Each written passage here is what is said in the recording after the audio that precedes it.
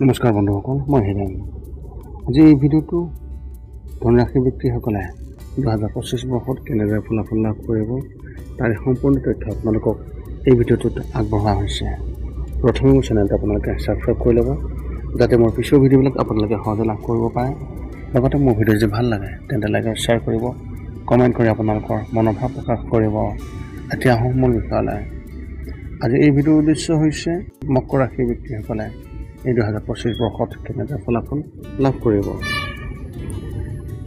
মকৰ ৰাশিৰ ব্যক্তিসকলৰ বাবে বৈদিক জ্যোতিষৰ ওপৰত ভিত্তি কৰি এই ভিডিঅ' প্ৰস্তুত কৰা হৈছে আৰু গ্ৰহসমূহৰ গতিবিধি, নক্ষত্ৰমণ্ডলৰ অৱস্থান আৰু গ্ৰহৰ ৰাশি পৰিৱৰ্তনৰ ফলত আপোনালোকে কেনেদৰে ফলাফল লাভ কৰিব এই 2025 বৰ্ষত, সেই ফলাফল আপোনালোকে এই ভিডিঅ'টোত লাভ কৰিব।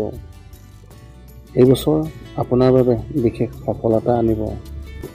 কোনবোৰ ক্ষেত্ৰত আপুনি বিশেষ সফলতা লাভ কৰিব পাৰে আৰু ক'ত আপোনালোকে প্ৰত্যাহ্বানৰ সন্মুখীন হ'ব লাগিব, এই সকলোবোৰ জানিবলৈ বিতংভাৱে আপোনালোকে এই ভিডিঅ'টো শেষলৈ চাই থাকিব।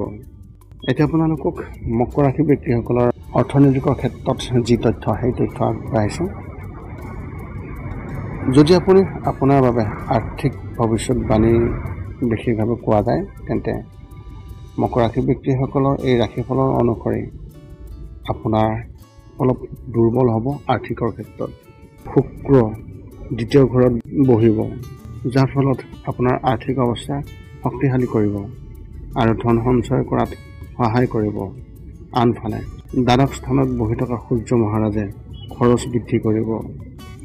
একাদশ ঘৰত বুধ মহাৰাজ, বৃহস্পতি মহাৰাজৰ দৃষ্টি একাদশ ঘৰতো থাকিব, যিটোৱে অধিক ধন সম্পত্তি পাব আৰু খৰচ নিয়ন্ত্ৰণত থাকিব। এই সকলোবোৰ পৰিস্থিতিৰে আপোনাক আৰ্থিকভাৱে শক্তিশালী আৰু সমৃদ্ধিশালী কৰি তোলাত সুযোগ দিব। কিন্তু মে' মাহত দেৱগুৰু বৃহস্পতি ষষ্ঠ স্থানত আহিব আৰু আপোনাৰ দ্বাদশ ঘৰলৈ দৃষ্টি দিব, যিয়ে খৰচ বৃদ্ধি কৰিব। এই অপ্ৰত্যাশিত বৃদ্ধি বন্ধ কৰাটো আপোনাৰ বাবে সহজ সম্ভৱ নহ'ব। ইয়াৰ বাবে আপুনি কঠিন প্ৰচেষ্টা চলাব লাগিব। মাৰ্চ মাহৰ শেষৰ ফালে শনি মহাৰাজ আপোনাৰ তৃতীয় ঘৰত আহিব, যিয়ে আপোনাক ক্ৰমান্বয়ে প্ৰচেষ্টাৰে আৰ্থিক সুবিধা দিব। কিন্তু মে' মাহত ৰাহু মহাৰাজে আপোনাৰ দ্বিতীয় ঘৰত আহি ধন জমা কৰাত অসুবিধাৰ সৃষ্টি কৰিব পাৰে। গতিকে এই বছৰ আপুনি যথেষ্ট সাৱধানে খোজকাঢ়িব লাগিব আৰু আপোনাৰ ধন আপুনি বিশেষভাৱে চম্ভালি ল'বলৈ চেষ্টা কৰিব লাগিব। ক'ৰবাত বিনিয়োগ কৰাটো উপকাৰী হ'ব। এতিয়া হওক স্বাস্থ্য সম্বন্ধীয় তথ্যৰ। এই 2025 বৰ্ষৰ মকৰ ৰাশি ব্যক্তিসকলৰ ৰাশিফলৰ মতে এই বছৰৰ স্বাস্থ্যৰ দৃষ্টিকোণৰ পৰা ক'ব পাৰি যে বছৰৰ আৰম্ভণিতে মকৰ ৰাশিৰ অধিপতি শনি মহাৰাজে দ্বিতীয় ঘৰত থাকি স্বাস্থ্যক শক্তিশালী কৰিব। বৃহস্পতি মহাৰাজে পঞ্চমটো ঘৰৰ সৈতে আপোনাৰ ৰাশিচল চাব আৰু আপোনাৰ স্বাস্থ্যক নিখুঁত কৰাত সহায় কৰিব। কিন্তু নিম্ন ৰাশিৰ আৰম্ভণিতে আপুনি আপোনাক সপ্তম ঘৰৰ সৈতে আপোনাৰ ৰাশিচক্ৰ চাইহে স্বাস্থ্যৰ সৈতে জড়িত সমস্যা দিব পাৰে। এপ্ৰিল মাহলৈকে স্বাস্থ্যৰ বাবে দুৰ্বল হ'ব পাৰে। তাৰপিছত ক্ৰমান্বয়ে স্বাস্থ্যৰ উন্নতিৰ সম্ভাৱনা থাকিব। শনি মহাৰাজ মাৰ্চৰ শেষৰ ফালে আপোনাৰ তৃতীয় ঘৰলৈ যাব, যাৰ পৰা আপুনি এলাহ এৰিবলগীয়া হ'ব। নহ'লে লাহে লাহে বিভিন্ন ৰোগৰ কবলত আপুনি পৰিব পাৰে। আপুনি যিমানেই কঠোৰ পৰিশ্ৰম কৰিব, সিমানেই আপুনি স্বাস্থ্যৰ ক্ষেত্ৰত উপকাৰ পাব। শৰীৰটো যিমানেই চলাব, সিমানেই স্বাস্থ্যজনিত সমস্যা নাথাকিব। ৰাহু মহাৰাজে মে' মাহত দ্বিতীয় ঘৰত আহিব পাৰে আৰু স্বাস্থ্যৰ আৰু মুখৰ লগত জড়িত সমস্যা দিব পাৰে। তেওঁলোকৰ পৰা সাৱধান হওক, যাতে আপুনি এটা ভাল জীৱন কটাব পাৰে। এতিয়া হওক আপোনালোকৰ কেৰিয়াৰ সম্বন্ধীয় তথ্যৰ বিষয়ে। মকৰ ৰাশি ব্যক্তিসকলৰ এই 2025 বৰ্ষৰ ৰাশিফলৰ মতে যদি আপোনাক ক'বলৈ যাওঁ তেন্তে বছৰটোৱে চাকৰি কৰা ব্যক্তিসকলৰ বাবে ভালেই আৰম্ভণি কৰিব।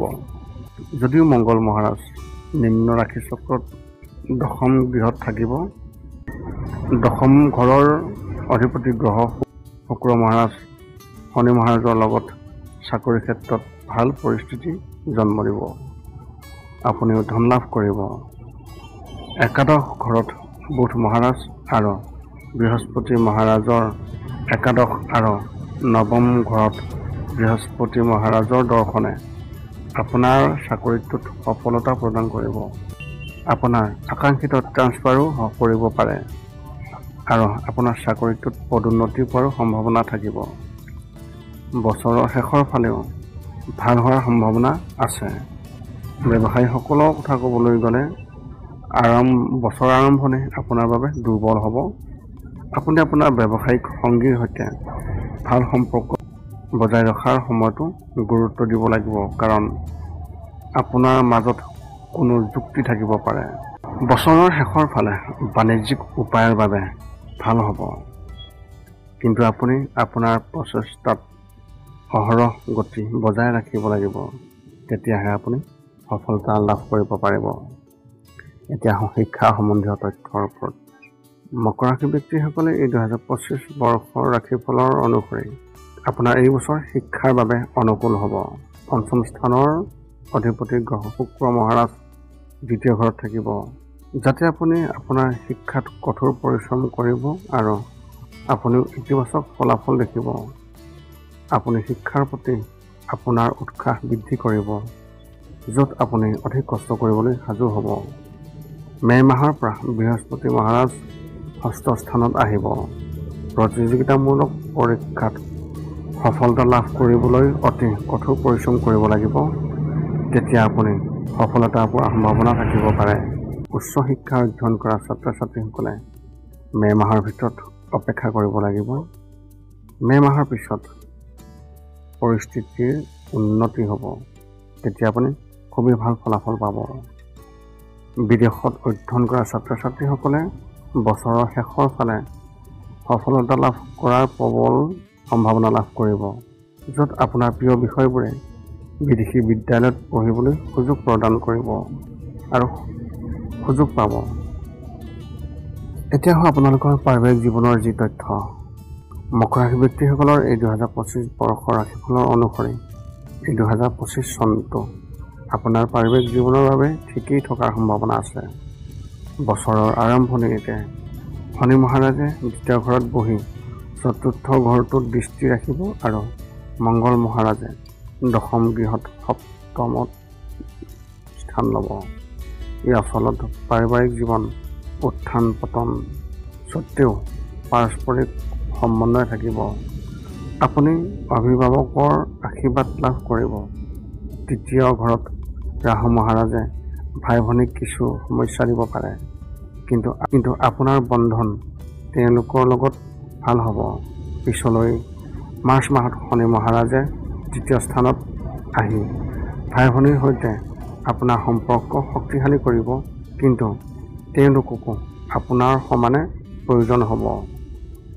ৰাহু মহাৰাজে মে' মাহত দ্বিতীয় ঘৰত যাব, য'ত আপুনি আপোনাৰ পৰিয়ালৰ বিষয়ৰ কথা কোৱাৰ পৰা আপুনি হাত সাৰিব পাৰে, নহ'লে আপুনি কথা শুনিবলৈ পাব। আপুনি এই সময়ত এটা বস্তু সৃষ্টি কৰিব পাৰে। বৃহস্পতি মহাৰাজৰ আগমনৰ লগে লগে ষষ্ঠ স্থানত আৰু দশম স্থানত আৰু দ্বিতীয় স্থানত থকাৰ লগে লগে আপোনাৰ পাৰিবাৰিক জীৱনত বহুতো বিতৰ্ক সমাধান কৰাৰ সুযোগ পাব, য'ত আপুনি আপোনাৰ পৰিয়ালৰ এজন বৃদ্ধ ব্যক্তিৰ সমৰ্থন পাব। এতিয়া আপোনালোকৰ বৈবাহিক জীৱনৰ যি ফলাফল তাৰ বিষয়ে মকৰ ৰাশি ব্যক্তিসকলৰ এই 2025 বৰ্ষৰ ৰাশিফলৰ মতে যদি আপোনাক ক'বলৈ যাওঁ তেন্তে বছৰৰ আৰম্ভণি আপোনাৰ বাবে দুৰ্বল হ'ব।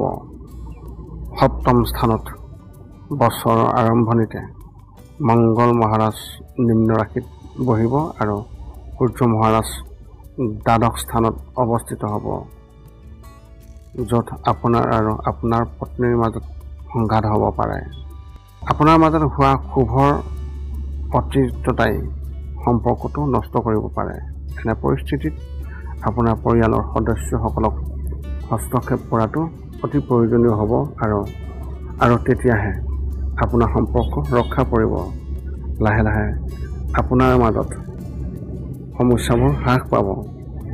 যেতিয়া মংগল মহাৰাজে জুলাই মাহত আপোনাৰ 9ম স্থানত প্ৰৱেশ কৰিব, তেতিয়া আপোনাৰ বৈবাহিক জীৱনৰ সৈতে জড়িত সকলোবোৰ সমস্যা কমি যাব আৰু তেতিয়া আপুনি বুজিব পাৰিব যে আপোনালোক দুয়োৰে মাজত চলি থকা সমস্যাবোৰেই আছিল গ্ৰহৰ পদক্ষেপৰ ফল। এনে পৰিস্থিতিত আপুনি আপোনাৰ পত্নীক বহু সময় মৰম আৰু স্নেহ দিব লাগিব। তেওঁলোকৰ কথাবোৰ শুনিব আৰু বুজিব লাগিব আৰু ইজনে সিজনৰ সম্প্ৰীতি উন্নত কৰিবলৈ চেষ্টা কৰিব লাগিব। তেতিয়াহে আপুনি এটা ভাল বৈবাহিক জীৱন লাভ কৰিব পাৰিব। এতিয়া হওঁ আপোনালোকৰ প্ৰেমৰ সম্বন্ধীয় বিষয়ে। মকৰ ৰাশি ব্যক্তিসকলৰ এই 2025 বৰ্ষত আপোনালোকৰ ৰাশিফলৰ অনুসৰি আপোনালোকৰ প্ৰেম জীৱনৰ বাবে যি ভৱিষ্যতবাণী কোৱা হৈছে, সেই ক্ষেত্ৰত বছৰৰ আৰম্ভণিতে আপোনাৰ প্ৰেম জীৱনৰ বাবে বহুত ভাল হ'ব। বছৰৰ আৰম্ভণিতে বৃহস্পতি মহাৰাজ 5ম স্থানত বহি থাকিব আৰু 5ম স্থানৰ অধিপতি শুক্ৰ মহাৰাজ খুবেই ভাল হ'ব আৰু আপোনাৰ প্ৰেম জীৱনক বিশেষভাৱে ফুলি উঠিবলৈ সহায় কৰিব। দুয়োজনে অৰ্থাৎ ইজনে সিজনৰ প্ৰতি আকৰ্ষণ অনুভৱ কৰিব, ইজনে সিজনৰ কথা বুজি পাব, ইজনে সিজনৰ সন্মান কৰিব আৰু বৃদ্ধি কৰিব সন্মানৰ ক্ষেত্ৰত, আৰু লগতে পৰিয়ালৰ সদস্যক লগ পোৱাৰ সুযোগ পাব। পৰিয়ালৰ সদস্যসকলক লগ পোৱাৰ পিছত আপোনালোকৰ সম্পৰ্কটো সন্মান বৃদ্ধি পাব আৰু ইজনে সিজনৰ প্ৰতি সমৰ্পণৰ মনোভাৱ বৃদ্ধি পাব। যদি আপুনি বিচাৰে তেন্তে বছৰৰ মাজভাগত ইজনে সিজনক বিয়া কৰাব পাৰে। এই বছৰ আপোনাৰ সম্পৰ্কত অধিক ডাঙৰ প্ৰত্যাহ্বান দেখা নাযায়, কিন্তু মাৰ্চ মাহৰ শেষৰ পৰা যেতিয়া শনি মহাৰাজে 3য় ঘৰত আহিব আৰু তেওঁ 5ম ঘৰটোক দৃষ্টি ৰাখিব, তেতিয়া আপোনাৰ প্ৰেমৰ বাবে বাৰে বাৰে পৰীক্ষা কৰা হ'ব। এনে পৰিস্থিতিত যদি আপুনি আপোনাৰ সম্পৰ্কত সঁচা, তেন্তে আপোনাৰ প্ৰেম বৃদ্ধি পাব আৰু প্ৰেম জীৱনত আপুনি সফলতা লাভ কৰিব। এতিয়া মকৰ ৰাশি ব্যক্তিসকলে এই 2025 বৰ্ষত কেনেধৰণৰ প্ৰতিকাৰ অৱলম্বন কৰিব লাগিব। 1 নম্বৰ হৈছে শুক্ৰবাৰে গ্ৰাম দালিক বগা ৰঙৰ গৰুক খুৱাব লাগিব। 2 নম্বৰ হৈছে সৰু ছোৱালীক ভৰি স্পৰ্শ কৰি আশীৰ্বাদ লওক আৰু বগা ৰঙৰ বস্তু কিবা এটা আগবঢ়াই দিয়ক। 3 নম্বৰ হৈছে শনিদেৱৰ 20 মন্ত্ৰ জপ কৰাটো আপোনাৰ বাবে আটাইতকৈ উপযুক্ত হ'ব। 4ৰ্থতে হৈছে বিশেষ সমস্যাৰ ক্ষেত্ৰত ৰুদ্ৰাভিষেক কৰা হওক, ইয়াৰ ফলত প্ৰতিটো সমস্যা অন্ত পৰিব। আশা কৰোঁ আপোনালোকে এই ভিডিঅ'টোৰ জৰিয়তে আপোনালোকৰ এই 2025 বৰ্ষত লাভ কৰিবলগীয়া সকলো তথ্য শুদ্ধভাৱে লাভ কৰিছে আৰু আপুনি সন্তুষ্টি লাভ কৰিছে। আৰু আপোনালোকে মোৰ এই চেনেলটোৰ লগত সম্পৰ্ক বজাই ৰাখিবলৈ মোৰ চেনেলটো ছাবস্ক্ৰাইব কৰিব আৰু কমেণ্ট কৰে আপোনালোকে এই ভিডিঅ'টোত কেনে পালে আপোনালোকে কমেণ্ট কৰিব পাৰে। যিমান পাৰি সিমান সোনকালে আপোনালোকৰ সেই কমেণ্টৰ উত্তৰ দিবলৈ আমি চেষ্টা কৰোঁ। পুনৰ লগ পাম অন্য এটা ভিডিঅ'ত। আজিলৈ ধন্যবাদ।